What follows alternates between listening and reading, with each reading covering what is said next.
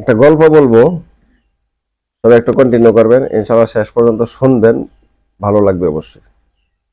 একেবারে বাস্তবতা নিয়ে গল্প, আমাদের জীবন নিয়েই, অনেকের সাথে মিলেও যেতে পারে, মিলবেই। একটু কন্টিনিউ করেন। যখন এক যুবক লেখাপড়া করতে গেল, মনে করেন আমি আর আপনি ধরি কি এই জায়গায়, লেখাপড়া করতে গেল, ক্লাস 9-এ যখন পড়তেছে, তখন সে ভাবতেছে মনে মনে যে আমি একবার মেট্রিক পাস করে নেই, অনেক বড় হয়ে যাব। তারপর সে মেট্রিক পাস করলো, এইচএসসিতে ভর্তি হলো। এইচএসসিতে ভর্তি হয়ে বলতেছে আমি যদি ইন্টারমিডিয়েট পাস করতে পারি তাহলে অনেক বড় হয়ে যাব। ওই ছেলেটা ইন্টারমিডিয়েট পাস করলো, বিএ বা অনার্সে ভর্তি হলো। সে যখন অনার্সে পড়ে তখন সে বলতেছে আমি যদি মাস্টার্স পাস করতে পারি তাহলে অনেক বড় হয়ে যাব। সে মাস্টার্সে ভর্তি হলো, মাস্টার্স পাস করলো।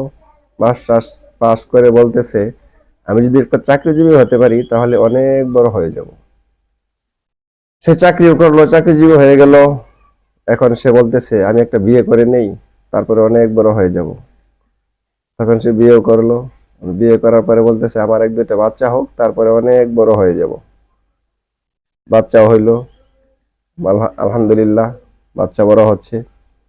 এখন সে বলতেছে আমার বাচ্চাটা বিয়ে দেই, মেয়েটারে বিয়ে দেই, ছেলেটারে বিয়ে করাই, তারপরে আমি অনেক বড় হয়ে যাব।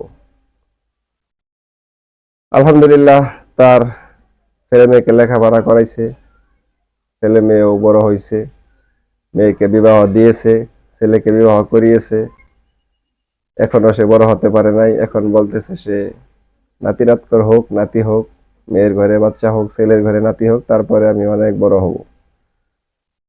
দেখুন, আস্তে আস্তে এভাবে কিন্তু আমাদের বড় হতে হতে জীবনটা একেবারেই চলে গেছে। সে বড় হতে হতে বুড়ো হয়ে গেছে। ঠিক তেমনি ভাবে আমাদের জীবন চলতেছে। আমরা এরকমই ভাবি, আজকে না হয় কাল বড় হব, এটা করলে বড় হব, ওইটা করলে বড় হব। এইভাবে জীবন চলতে চলতে আমরা ঠিক জীবনের শেষ প্রান্তে চলে যাচ্ছি। আসলে মূলত এই বড় হওয়া নয়। আমরা এগুলি বাদ দিয়ে বড় না হয়ে আমরা কিছু আল্লাহ তাআলার কাজে লেগে যাই, যে শেষ পর্যন্ত আমরা বুড়ো বয়সে এই বড় হইতে হইতে বড় আর হওয়া হবে না, এই বুড়ো হয়ে যাব। ধন্যবাদ সবাইকে যারা এই গল্পটি শুনেছেন, বাস্তবতায় ভরপুর একেবারে। ভালো লাগলে আপনারা একটু শেয়ার করবেন, শেয়ার করা, আর যার ভালো লাগে শুনবেন, যারা